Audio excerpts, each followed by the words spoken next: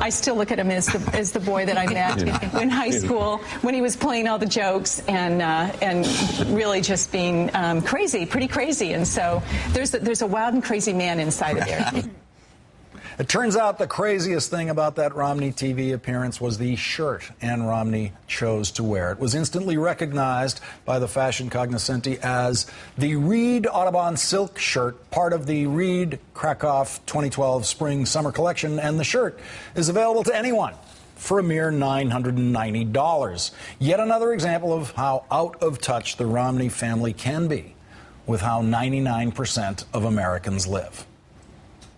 What is wrong with Mitt Romney? He's building. He doesn't have to build a $19 million Taj Mahal in La Jolla, California, does he? Couldn't he just wait for that maybe a few years? And now he's got an elevator in his garage. Rick, I'll tell you what. $10,000?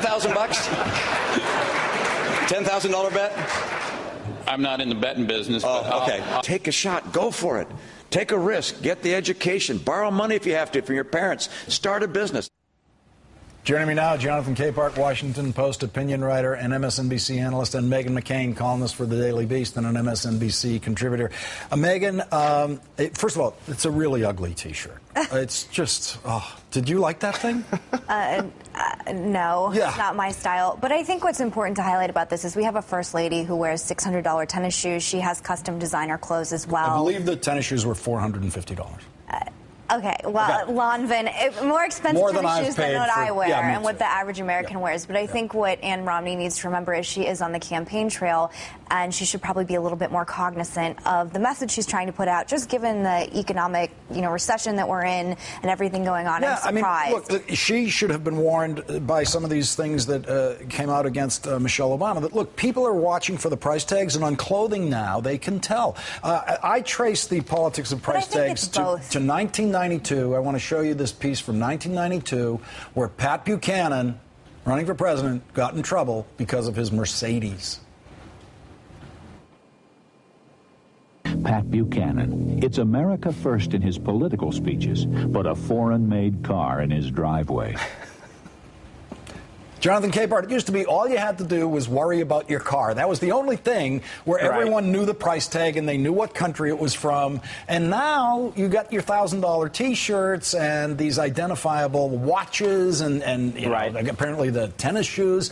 That if you're going to wear those things, people will know how much they cost. Right, because people are looking to see whether the people who are running to govern them can relate to them. And to take issue just a little bit with what Meghan just said, we do have a first lady that might wear $400 tennis shoes, but we also have a first lady who shops at J. Crew. And I'm sure that Ann Romney also shops at J. Crew. Who goes to Target. So, but I mean, Michelle Obama has been photographed in her J. Crew outfits, and they sell out the moment they're photographed. So, but where I agree with Meghan and with you, Lawrence, is that on the campaign trail, you have to be very aware, very cognizant of what you're wearing and the message that you're trying to send. And unfortunately for the Romneys, they continually, particularly Mitt Romney, continually send the signal that they are somehow removed, out of touch with the people that they hope to govern. Listen, was this the smartest thing that she ever did? No, of course not. But I don't think we can demagogue their success. They're wealthy people. The first family are wealthy people.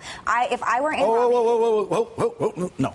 There's no comparison between the wealth of the Obamas, which was So the Romneys are bad people because they're wealthy? Wait a minute. You're talking to a member of a wealthy family who was demagogued for the same thing. Romney's kids have $100 million.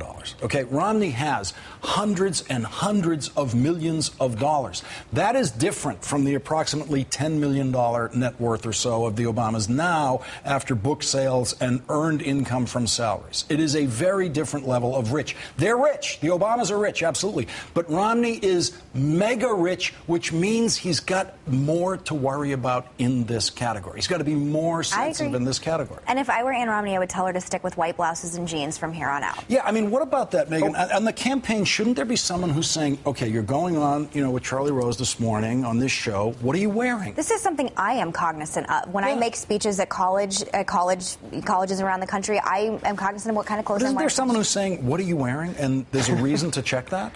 I think ever since Sarah Palin and her stylist and all the money that was, spent on that, I think ever since then, every woman in any kind of capacity in higher office, whether we like it or not, we have to pay attention to the kind of clothes we wear. Jonathan Capehart, the Last Words Fashion Authority, and Meghan McCain, thank you both very much for joining me tonight. Thank you. I talked to Norm Ornstein. We might be changing the name of the show to the title of his book, It's Even Worse Than It Looks, with Lawrence O'Donnell. Meghan, again, thanks very much for joining me.